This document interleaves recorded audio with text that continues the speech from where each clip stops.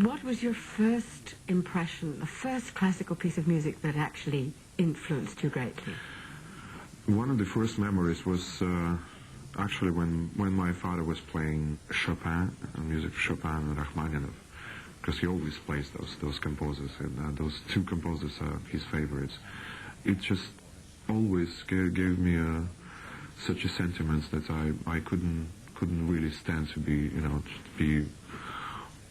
listening this music. I used to break in tears, and music always had a huge impact on my personality.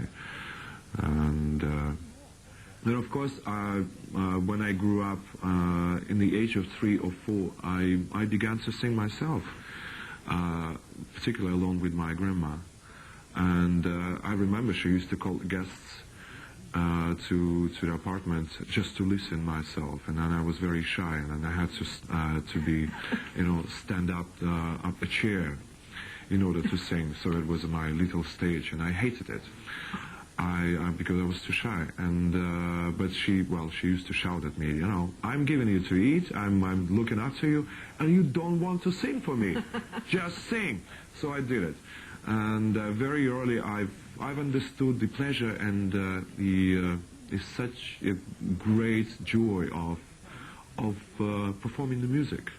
What are we going to have? Yes, we're going to have the Siberian Ravioli, which is called in Russian pilmeni. The rest of Russia's pilmeni are much more juicy, so they put in the boil and we eat them after we've cooked them. Siberian type of pilmeni is different because we have to first cook them, put in the freezer or outside of the window when its temperature is something below 0, and eat it next day. So literally, you can take it, you can put it in the plastic bag and put it over the shoulder and go to, I don't know, to visit your friends with the little gift behind you. Put it in the boil, put some salt on, and in 15 minutes time, you're gonna eat it. I already prepared the meat, so we have 3 different types of meats. It's beef, pork, and lamb. You have to mince it and then put it together with a little bit of milk, some pepper, some onions, some water. So now we're ready to make the pastry.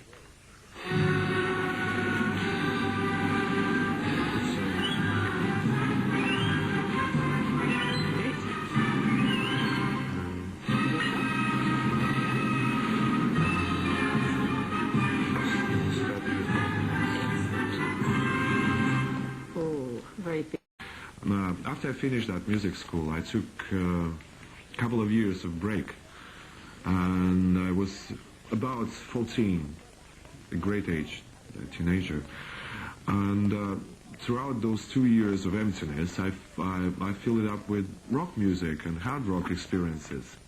I believe you were a wonderful impersonator of Freddie Mercury.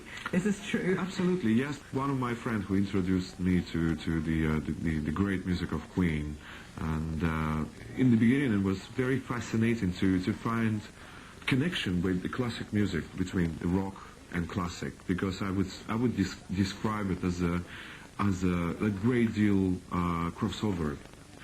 So in my comparison with the other colleagues of mine, the other singers, or just the rock musicians, I soon realized that my voice is like we have an expression in Russian, like a white crow. I was completely like a maverick amongst them, and because my voice was too powerful, or somehow too beautiful.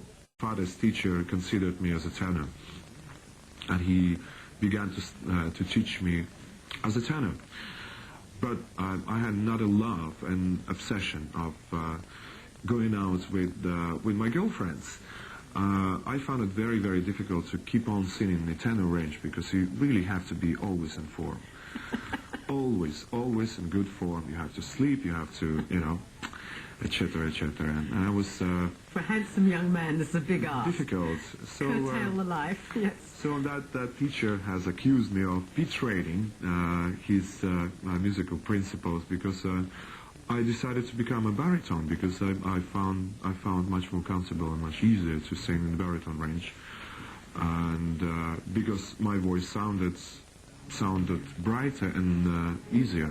What made you decide to finally leave Moscow and come to London? Well, it's a long story. You know, I had because my name became quite popular, so I was in the point of targeted by probably some of the mafia. So we had several burglaries, and for the sake of my family, I had to give up living in Russia, particularly in Moscow. You felt unsafe? I did not myself. No, I still regret that I moved out from Russia, but it was the reality that I had to participate. So therefore, I moved to London, and it was a great choice. I mean, it was fantastic opportunity to be in the central city, cultural city, the real, you know, belly button in the world in terms of the pop and classic subculture. Tentative dumpling, the ravioli, Siberian ravioli. Dmitri has never strayed far from his Russian heritage, whether it be cooking his grandmother's favorite recipe, pelmeni, or introducing little-known composer Georgy Sviridov to a worldwide audience. Quite firmly. Most of Russian traditional classic composers have had great connection with the folk music. You know, someone like Mussorgsky, someone like Glinka, someone like Tchaikovsky, Rachmaninoff.